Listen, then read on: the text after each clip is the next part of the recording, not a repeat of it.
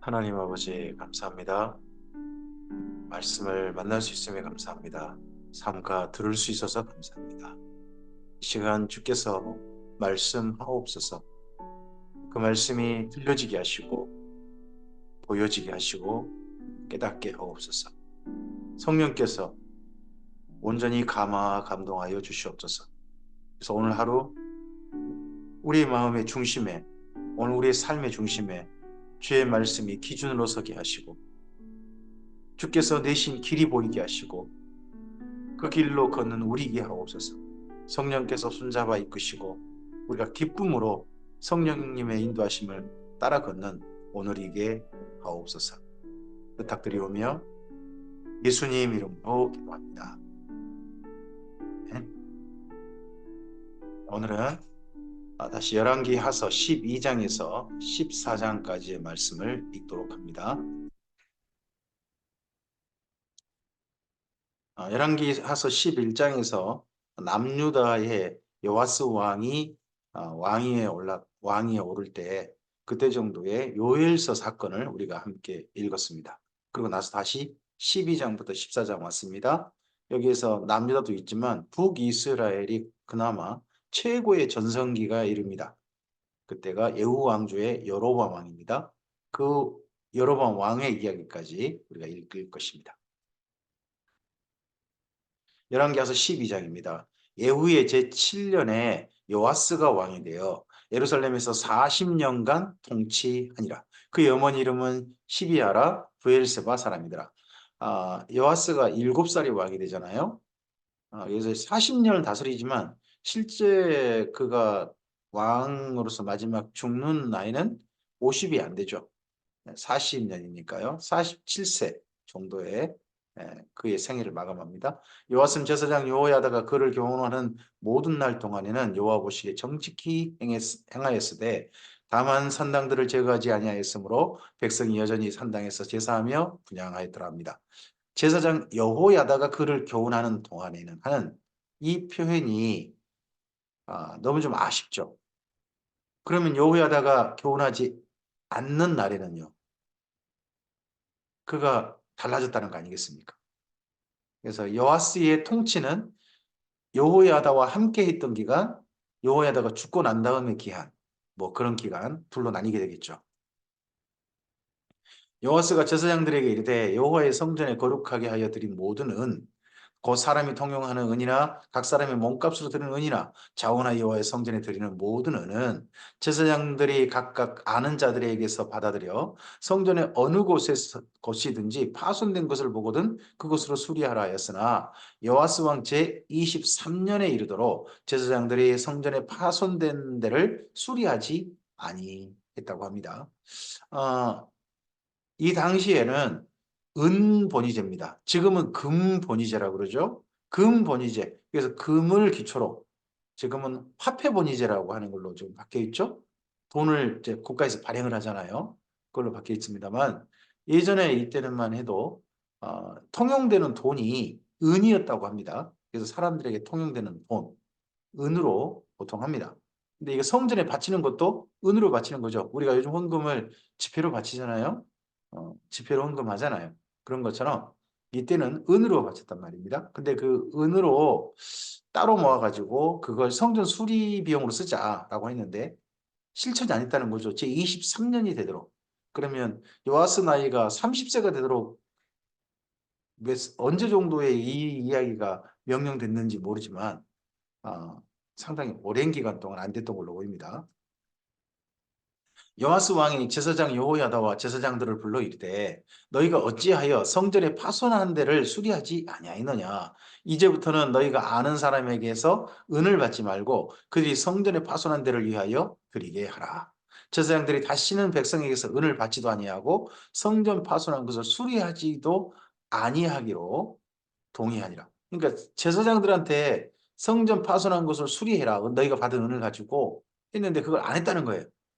그러니까 아예 제사장들이 이 은을 안 받는 걸로 하고 그리고 파손한 거 수리하는 것도 제사장 역할이 아니라 다른 사람에게 맡기는 걸로 이 역할을 따로 떼냈다는 거죠. 제사장 여호야다가 한 궤를 가져다가 그것의 구멍을 뚜껑에 구멍을 뚫어 여호와의 전문 어기 오른쪽 곧 제단 옆에 두매 여호와의 성전에 가져오는 모든 은은 다 문을 지키는 제사장들이 그 궤에 넣었다고 합니다.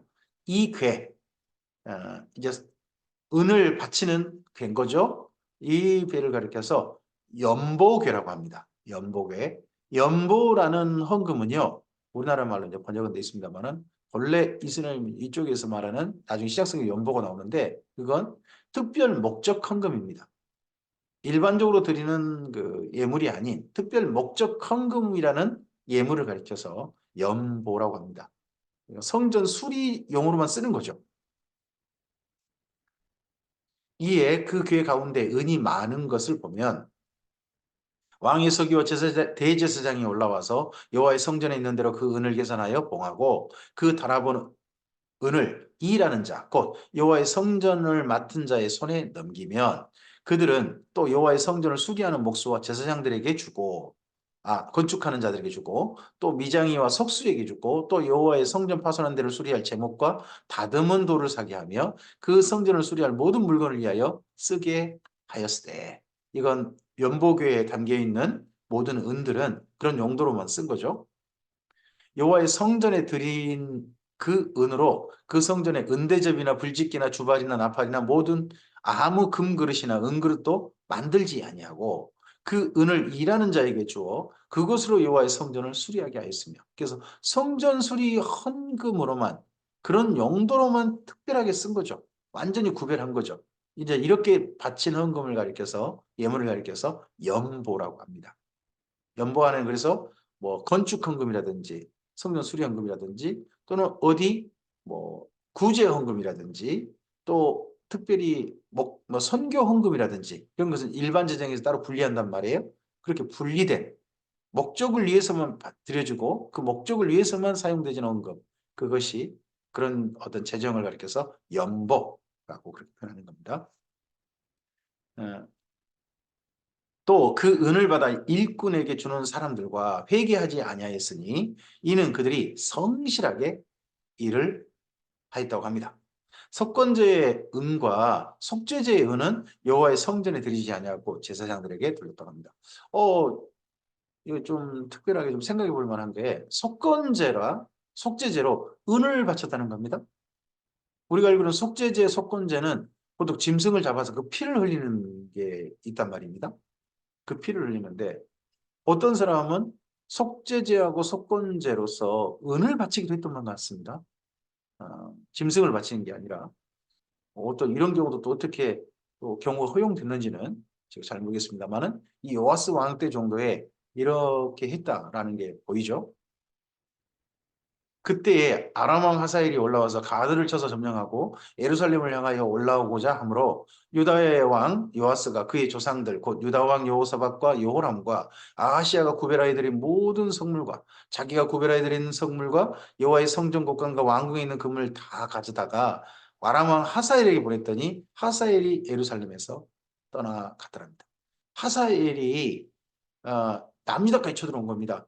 아람이 시리 아닙니까? 저 북쪽에 있는 나라여서 먼저 북이스라엘을 유린하고 거기에다가 밑에 블레셋도 유린하고 거기다가 또 남유다도 유린하는 혹시나 그 앞서서 북이스라엘의 사마리아가 에워싸여 가지고 안에서 사람 잡아먹었던 뭐 그런 때 정도였는지도 모르겠습니다만은 이 사건이 있게 됩니다. 이 사건이 있어서 요아스가 자기가 그동안 모았던 모든 은금을 갖다가 하사엘에게 바쳐가지고 제발 물러가 주시옵소서. 해가 하사엘이 아 고마워하고 물러갔다. 그런 사건이 있다는 겁니다. 근데 하나님께 바친 것도 다 싸그리 걷어가지고 이렇게 했다는 거죠. 요아스의 남은 사적과 그가 행한 모든 일은 유다 왕 역대지략에 기록되지 아니하였느냐. 그래서 앞서서 요아스가 나름 잘했던 일, 여호야다와 함께 있을 때 잘했던 일, 하나님 앞에 정직하게 행했고 성전을 수리하는 일을 특별하게 해가지고 연보궤의 어떻게 보면 시작 그걸 했던 일 그런 건 잘한 일로 말하고 그리고 하사엘이 쳐들어왔을 때 했던 일은 문제 있는 일로 그렇게 이렇게 어, 정리해서 이야기하고 있습니다. 요아스의 신복들이 일어나 반역하여 실라로 내려가는 길가의 밀로궁에서 그를 죽였고 47세에 신하들이 반역을 해서 그렇게 죽임 당했던 사람이 요아스라는 거죠. 그를 쳐서 죽인 신복은 시므앗의 아들 요사갈과 소멜의 아들 여호사바드였더라. 이런 신복의 이름을 특별히 거론한 이유는 또 뭘까요? 어쨌든지 이것도 역사적 사건이어서 거론한 것 같은데 이들에 대한 평가가 또 우리나라 어떻게 되는지 모르겠습니다. 그는 다윗성에 그의 조상들과 함께 장사되고 그의 아들 아마샤가 그를 대신하여 왕이 되니라. 어쨌든지 어, 여아스의 아들 아마샤가 그 다음 때를 이어 왕이 됩니다. 열왕기하서 13장입니다. 유다의 왕 아하시아의 아들 요아스의 제23년에 그 성전 수리 헌금 연복에 만들었던 그 해죠.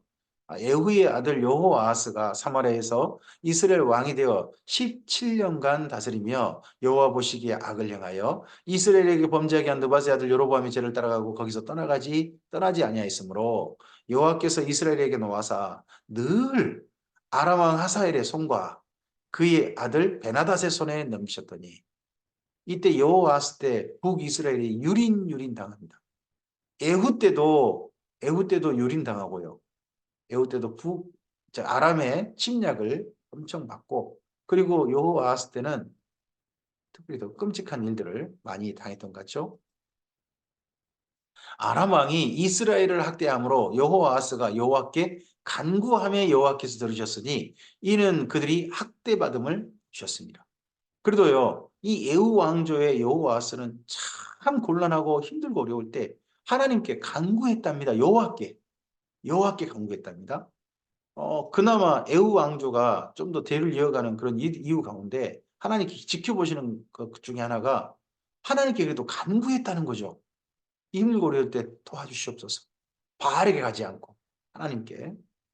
여호와께서 이에 구원자를 이스라엘에게 주심에 이스라엘 자손이 아람 사람의 손에서 벗어나 전과 같이 자기 장막에 거하였으나 그러면 이 전쟁에 자꾸 일어날 때마다 사람들이 피난하고 집에 제대로 살 수가 없는 지금 그런 지경까지 됐다는 거죠.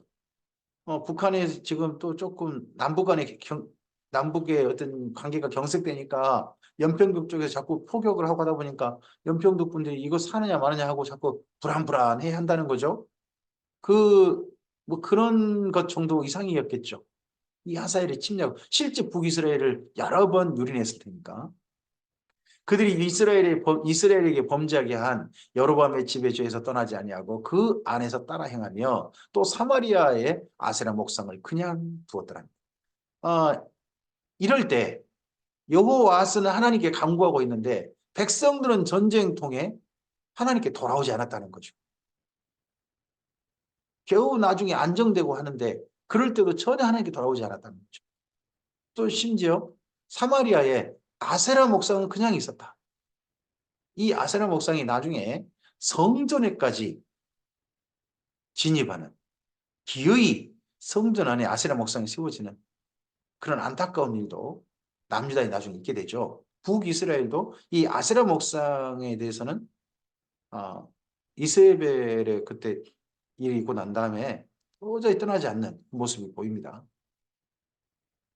아람 왕이 여호와스의 백성을 멸절하여 끔찍한 말 아닙니까? 여호와스의 백성을 멸절하여 이 말은 북이스라엘 백성들이 멸절당했다. 얼마나 많이 죽었는지 타작마당에 티끌같이 되게 하고 마병 50명과 병거 10대와 보병 10,000명 외에는 여호와스에게 남겨두지 아니하였더라. 군대가 거의 나라를 지킬 군대가 거의 없는 힘이 정말 약해져 버린 북이스라엘이 되어버린 거죠. 여호와스의 남은 사적과 행한 모든 일과 그의 업적은 이스라엘 왕 역대지락에 기록되지 아니하였느냐. 여호와스가 그의 조상들과 함께 자매 사마리아에 장사되고 그 아들 여호와스가 대신하여 왕이 되니라. 그래도 에후 왕조가요. 백성들이 뭐 타 종교의 우상 숭배하는 것에 대해서 그냥 허용하고 뭐 다음과 배대에 송아지를 그대로 뒀을지 모르나 그래도 하나님께 기도하고 간구하고 또 선지자를 우대하고 하는 것은 있습니다. 그러다 보니까 5대가 또 가는 것도 있는 것 같습니다. 유다의 왕 요아스의 제 37년에 40년까지 되는데 죽기 3년 전이죠. 요아스의 아들 요아스가 사마리아에서 이스라엘 왕이 되어 16년간 다스리며 여호와께서 보시기에 악을 행하여 이스라엘에게 범죄하게 한 느바스의 아들 여로보암의 모든 죄에서 떠나지 아니하고 그 가운데 망했다. 북이스라엘 왕은 한 사람도요 여로보암의 죄에서 떠난 사람 없습니다. 이거 잘못된 길을 만들어 놓으니까요 그 길을 계속해서 올바른 길인 줄 알고 갑니다. 우리나라에도 나름 보수와 진보가 있습니다. 근데 각각의 정책의 길이 있어요. 그 길이 올바른 길이냐? 하나님 보시기에 양쪽 다 문제 있을 수 있습니다. 양쪽 다. 근데 그 길에서 벗어나지 않으려고 하는 그런 습성이 있습니다. 보수는 부패라고 하는 길, 그리고 꼭 북한과의 관계를 경색시켜야 가는 길처럼 생각하는 게 있습니다. 보수는 원래 가족을 중시하고 개인을 중시한 자유를 중시하는 겁니다. 근데 진보는 정반대로 평등이라고 하는데 거긴 또 다른 것이 또 서로 갈등, 내가 잘났다, 내가 잘났다 하는 이것 때문에 분열 때문에 꼭 그런다고 합니다. 지금도 너무 선명성 때문에 결국은 문제가 되는 것이 예, 진보 진영들 아니겠습니까? 그게 다 하나님 보시기에 악한 일들 아니겠습니까? 근데 그 길에서 떠나지 않아요. 습성이 계속 되는 것 같아요. 여기도 북이스라엘도 한결같은 악한 정치 길인데 그 길이 사람들에게 익숙해요. 올바른 길인 것처럼 인식되는 것 같아요. 북이스라엘에서. 떠나지 않습니다. 여호와스의 남은 사적과 행한 모든 일과 유다 왕 아마샤와 싸운 그의 업적은 이스라엘 왕 역대지략에 기록되지 아니하였느냐. 여호와스가 그의 조상들과 함께 잠에 이스라엘 왕들과 함께 사마리아에 장사되고 여로보암이 그 위에 앉으니라.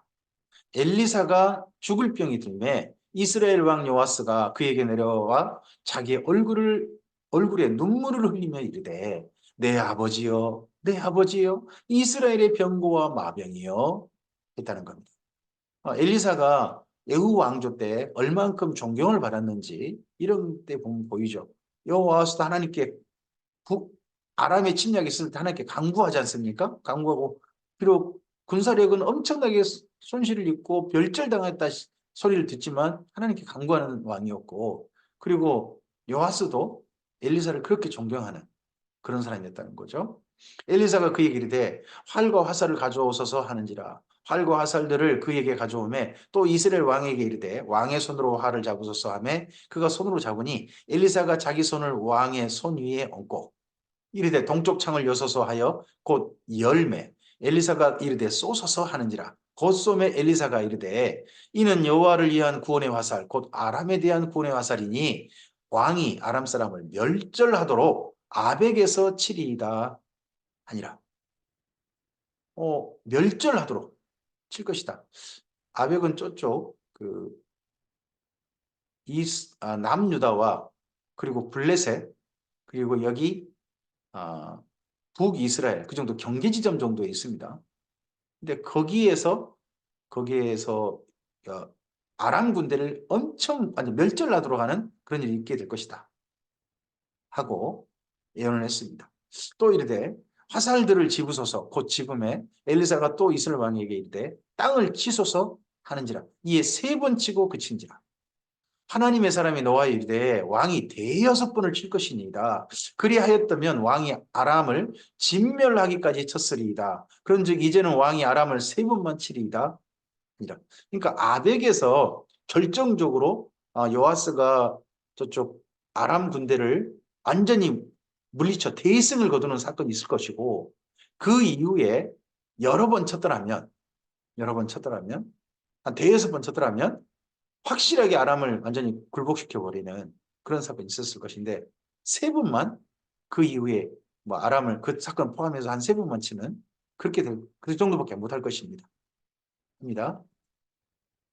엘리사가 죽으니 그를 장사하였고 해가 바뀌매 모압 도적대들이 그 땅에 온지라. 모압 도적대는요 이번엔 동쪽 저 위쪽에서는 아람 군대, 그리고 북이스라엘이 힘이 약해지니까 예전에 북이스라엘이라든지 남유다 이쪽에다가 그 조공을 바쳤던 나라가 모압 아니었습니까?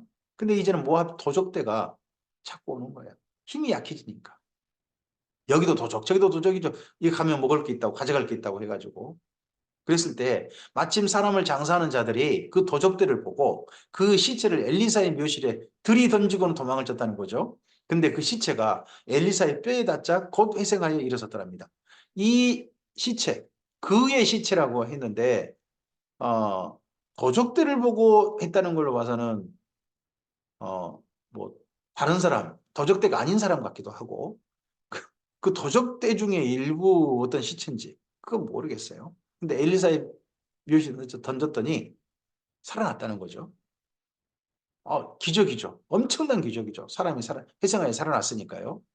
근데 이 사건을 보고도 하나님께 돌아오지는 않는 거죠. 이스라엘 민족이. 오, 신기하다. 놀랍다. 라는 그런 사건이 있을 수 있고 뿐만 아니라 엘리사의 묘실에 들이던졌다는 것은 그 당시 북이스라엘 사람들 왕가에는 그 뭐 엘리사가 제법 존중받고 그랬을지 모르나 백성들에게 엘리사는 그렇게 존중받거나 그러지 않았을 가능성도 있어 보이죠.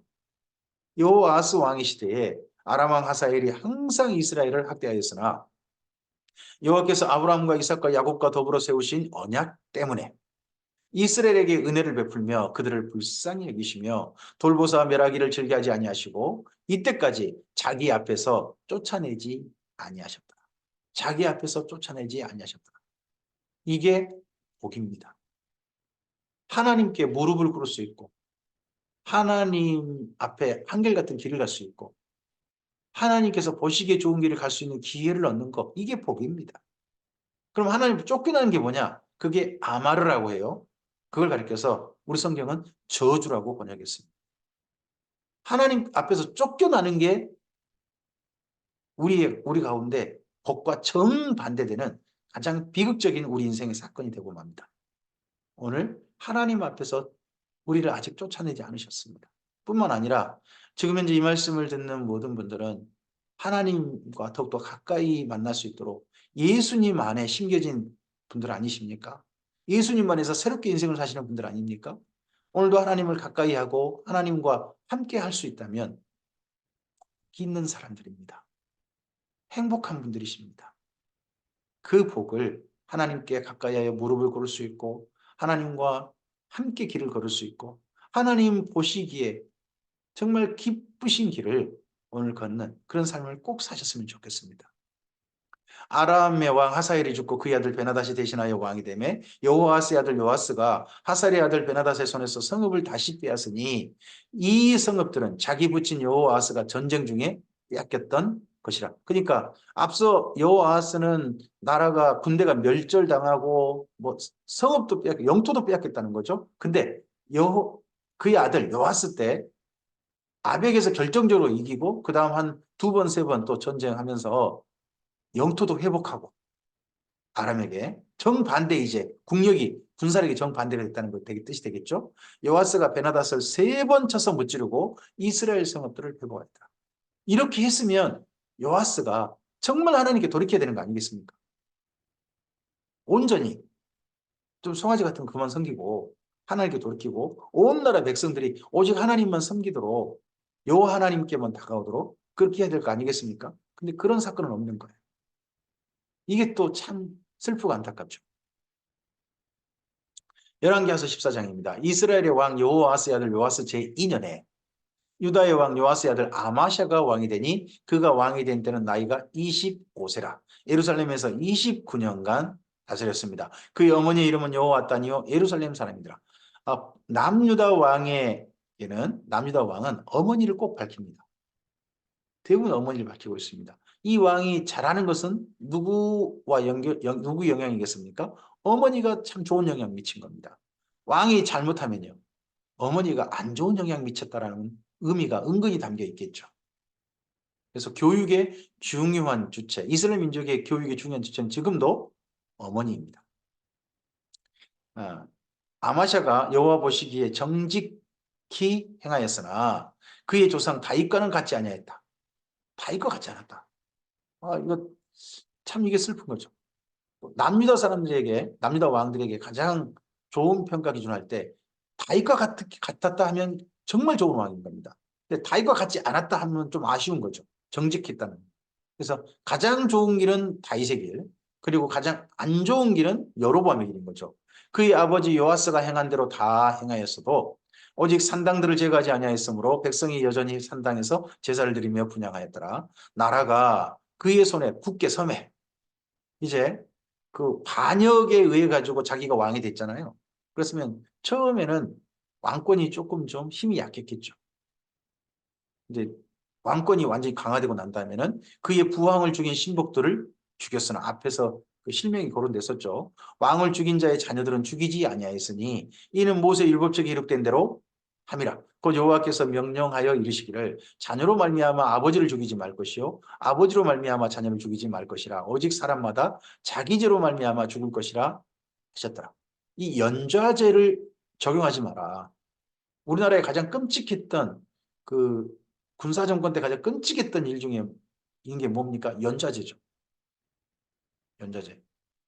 근데 3, 4대, 3, 4대는 벌을 받을 것이라는 말씀은 성경 말씀에 있지 않습니까? 그게 왜 그렇습니까? 보통 보면요, 아버지가 어떤 죄를 지을 때, 또는 그 집안이 죄를 지을 때, 집안 가족 전체가 죄에 참여한 경우가 있긴 있습니다. 근데 여기는 아들들도 반역에 참여한 건 아니잖아요. 뭐 자녀들은. 그런 것 때문에 이 연좌제를 적용하지 않았다는 겁니다. 아마샤가 소금 골짜기에서 에돔 사람 10,000명을 죽이고 또 전쟁을 하여 셀라를 취하고 이름을 역두엘이라 하였더니 오늘까지 그러하니라.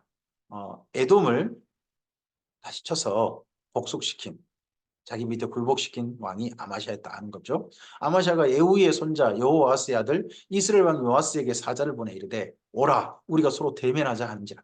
우리가 서로 대면하자. 회담하자는 말이 아닙니다. 싸우자. 아, 에돔하고 싸워서 이기니까 기고만장한 거죠. 그러니까 저쪽 요아스에게 우리 한번 싸우자. 요아스 저쪽 북이스라엘도 굴복시키겠다 하는 그런 만용. 이스라엘 왕 요아스가 유다의 왕 아마샤에게 사람을 보내 이르되 레바논 가시나무가 레바논 백향목에게 전가를 보내어 이르기를 내 딸을 내 아들에게 주어 아내로 삼게 하라 하였더니 레바논 들짐승이 지나가다가 그 가시나무를 짓밟았느니라. 내가 에돔을 쳐서 파하였으므로 마음이 교만하였으니 스스로 영광을 삼아 왕궁에나 내 집으로 돌아가라. 어찌하여 화를 자취하여 너와 유다가 함께 망하고자 하느냐? 하나 아마샤가 듣지 아니하므로 이스라엘 왕 요아스가 올라와서 그와 유다 왕 아마샤가 유다의 벳세메스에서 대변하였더니 유다가 이스라엘 앞에서 패하여 각기 장막으로 도망하니라. 요아스 때 그 아람과의 전쟁이 계속 있지 않습니까? 아벡에서 전쟁, 그 이후에 저쪽 치는 그런 전쟁 때문에 이 틈을 타가지고 아마샤가 남쪽에서 자기 영토를 좀 회복하고자 하든지 뭐 그랬는지 모르겠어요. 그랬는데 그러면 그 전쟁에서 북쪽 아람과 싸우는 통에도 남쪽과 싸워서 이겨버린 그런 왕이 요아스였다는 거죠. 이스라엘 왕 요아스가 베세메스에서 아하시아의 손자 요아스의 아들 유다 왕 아마샤를 왕을 사로잡아 버렸어요. 예루살렘 이르러 예루살렘 성벽을 에브라임 문에서부터 성 모퉁이 문까지 400규빗을 헐고 또 여호와의 성전과 왕궁 곳간에 있는 그 문과 모든 기명을 탈취하고 또 사람을 볼모로 잡고서 사마리아로 돌아갔다. 정말 수치스러운 사건을 남유다가 겪은 거죠. 마치 꼭 우리나라가 원나라의 침략을 받아가지고 원나라의 모든 걸 빼앗기고 사람들도 그냥 잡혀가고 여인들도 잡혀가고 막 그런 사건 있지 않습니까? 네, 그런 사건들을 남유다가 경험했습니다. 요아스의 남은 사적과 그의 업적과 또 유다의 왕 아마샤와 싸운 일은 이스라엘 왕 역대지략에 기록되지 아니하였느냐. 남유다에서는 이 아마샤가 전쟁의 증사건을 기록하지 않았던 것 같습니다. 그러나 북이스라엘 기록에는 있는 거죠. 승자는 기록을 남겼고 패자는 기록을 남기지 않았습니다. 아마도 그런 것 같습니다.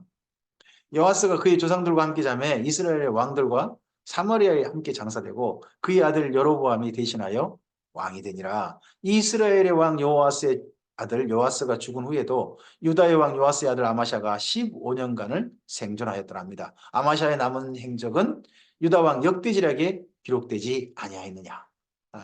그의 모든 행적들을 했는데 아마도 저쪽 아마샤와 요아스의 싸운 행적은 유다의 역대지략에는 기록되지 않은 것 같다. 은근하게 좀 보이는 부분이 이 부분이 있습니다. 예루살렘에서 무리가 그를 반역한 고로 그가 라기스로 도망하였더니 반역한 무리가 사람을 라기스로 따라보내 그를 거기서 죽이게 하고 그 시체를 말에 실어다가 예루살렘에서 그의 조상들과 함께 다윗성에 장사하니라. 그의 아버지도 반역에 의해서 죽고 또 아마샤도 반역에 의해서 죽고 그런 부자가 조금 좀 말로가 좀 안 좋네요. 유다 온 백성이 아사랴를 그의 아버지 아마샤를 대신하여 왕으로 삼으니 이에 그의 나이가 16세라 합니다. 아사랴라는 이름은 다른 이름으로 우시야라고 불리기도 합니다. 아마샤가 그의 조상들과 함께 잔 후에 아사랴가 엘랏을 건축하여 유다에 복귀시켰더라. 그래서 아사랴 때는 남보다 훨씬 더 강성해지는 있습니다. 유다의 왕 요아스의 아들 아마샤 제15년에 이스라엘 왕 요아스의 아들 여로보암이 사마리아에서 왕이 되어 41년간 다스렸습니다. 여로보암이 북이스라엘을 시작한 왕 이름도 여로보암이죠. 그리고 에후 왕조 때 가장 강력했던 왕 이름도 여로보암입니다. 그래서 두 번째 여로보암을 가리켜서 여로보암 2세라고 부르기도 합니다. 여호와 보시기에 악을 행하여 이스라엘에게 범죄하게 한 느바스의 아들 여로보암의 모든 죄에서 떠나지 아니하였더라. 여전히 악했습니다. 이스라엘의 하나님 여호와께서 그의 종 가드헤벨 아미띠 아들 선지자 요나를 통하여 하신 말씀과 같이 여로보암이 이스라엘 영토를 회복하되 하맛 어기에서부터 아라바 바다까지 하였습니다. 이때 가장 나라가 북이스라엘 때 가장 강력했던 때가 여로보암 2세 때입니다. 예후 왕조 4대 왕 여로보암 때입니다. 근데 그때 강성했는데 악해요. 근데 하나님께서 악함에도 불구하고 나라를 강성하도록 허락하셨습니다. 근데 그걸 그냥 주면 모르니까 선지자를 통하여 예언하게 하신 거죠. 그 선지자가 누구예요? 요나서를 쓰신 요나입니다. 아미띠 아들 요나.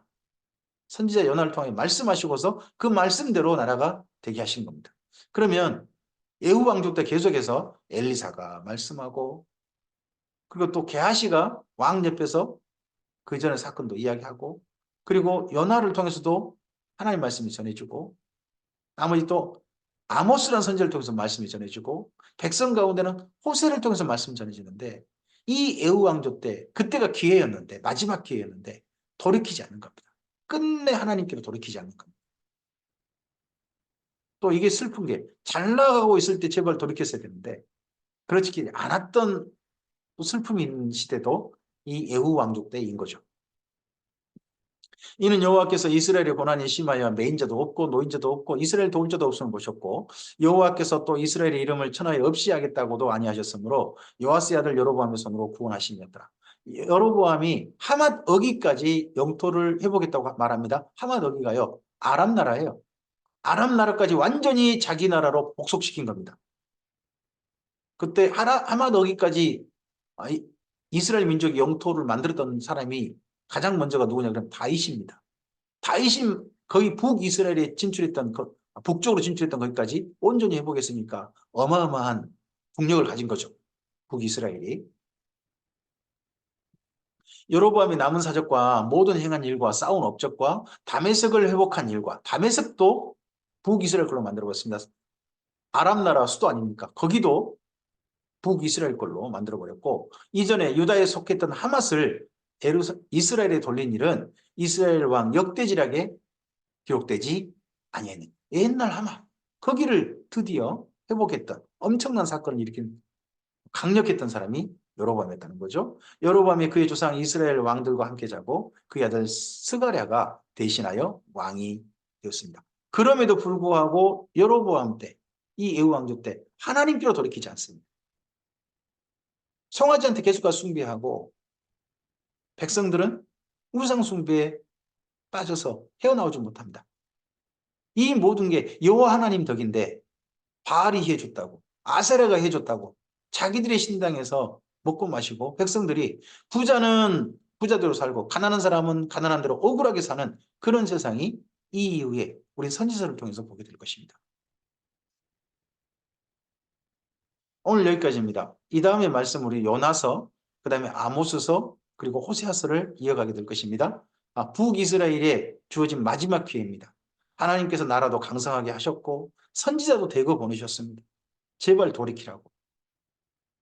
하나님께서 이렇게 하실 때가 기회입니다.